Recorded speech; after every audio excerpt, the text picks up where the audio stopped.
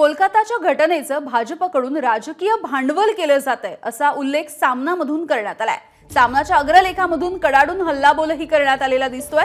इतर राज्यांमधील महिला अत्याचारांबद्दल हादरणं आणि हळहळणं का होत नाही असा सवाल सुद्धा सामना या ठाकरेंच्या शिवसेनेच्या मुखपत्रामधून विचारण्यात आलाय।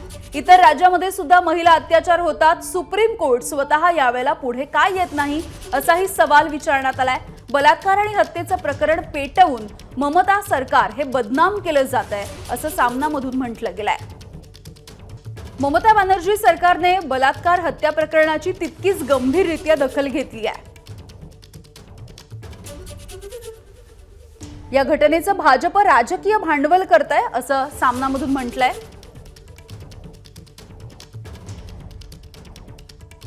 बलात्कार आणि हत्येचं प्रकरण पेटवून ममतांचं सरकार आणि राज्य हे बदनाम केलं जात आहे।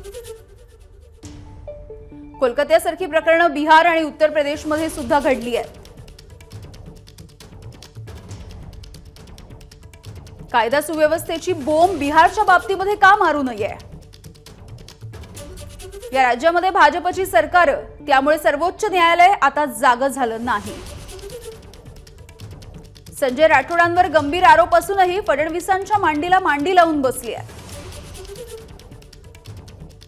इतर राज्यातही महिला अत्याचार सुरू असताना हादरणं आणि हळहळणं हे का होत नाही?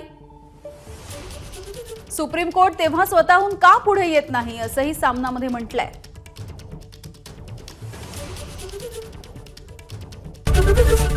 एबीपी माझा, उघडा डोळे बघा नीट।